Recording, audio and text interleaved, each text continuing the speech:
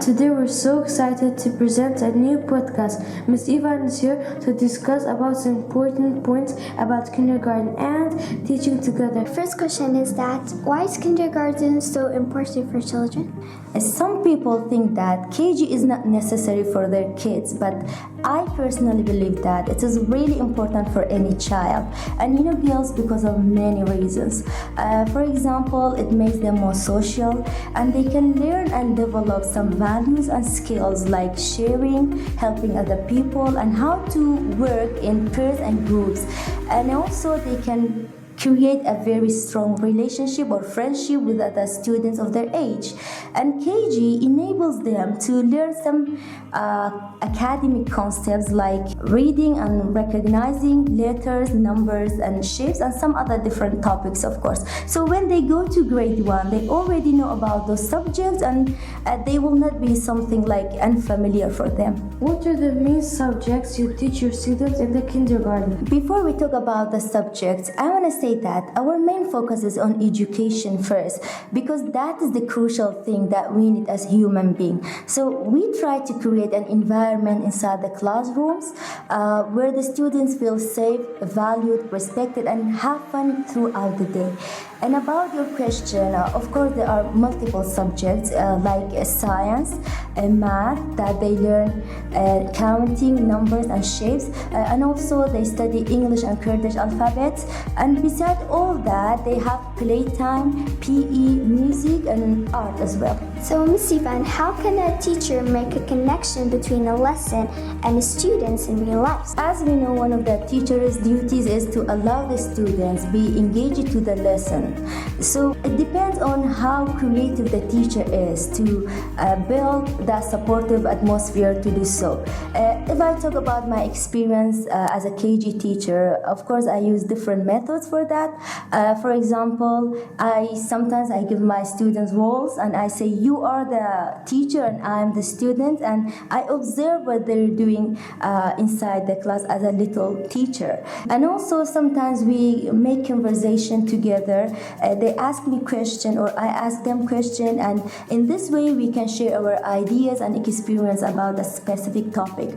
For example, if I explain the importance of greeting to people, I ask them why should we greet other people, and what do we have to say when we come to school in the morning and we see our friends and teachers, and when we go home and we see our parents or siblings at home, what do we have to tell them. And when I teach them counting, I can bring a basket of balls, different colors, and for example, I say count 10 balls, and they count the balls and they pick only the color that they love. Yeah, but how can teachers stay updated in their field? Well, being updated is a must to every teacher, and nowadays there are many easy ways for that. For example, we can attend other teachers' classes or educational seminars and conferences, and there are variety of sites and websites to use and to know about the most updated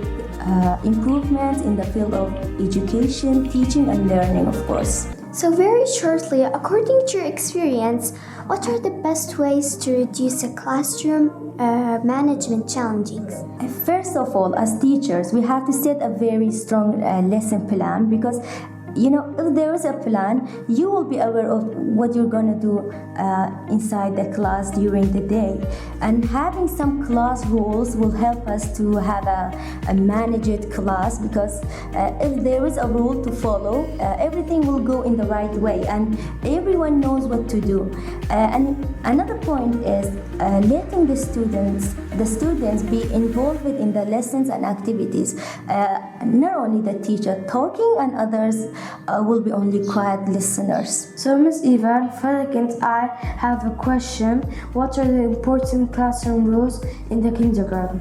Any class had its own rules, and in the first week we try to explain the class rules for our students. For example, they have to take permission or raise their hand whenever they want to talk or speak, and when they need bathroom or drink water, it's better to take permission. And also, using bad language is not allowed in the class. Everyone has to respect each other, and keeping the class clean is another classroom that we really focus on. Great. So my question is that if one of the students want to drink water and also the others want to drink water too, so will you let them to go one by one or all of them together at a time? Of course, to avoid making the class noisy or like messy, it has to be by turn. So speaking of patience, in my opinion, I say that making students patient is really good, and it's a very good idea because some people don't have patience and they're annoying people because they want the thing immediately. So I say that being patient and learning them to be patient. Of course. So Ms. Ivan, my last question is, what's your advice for the student families? Girls, sometimes we are blamed by the families of the students, and they said they say it is for 1 or 2 months that my child can read and write or talk in English. But the main question is that period of time enough for a child to learn a new language or learn reading and writing?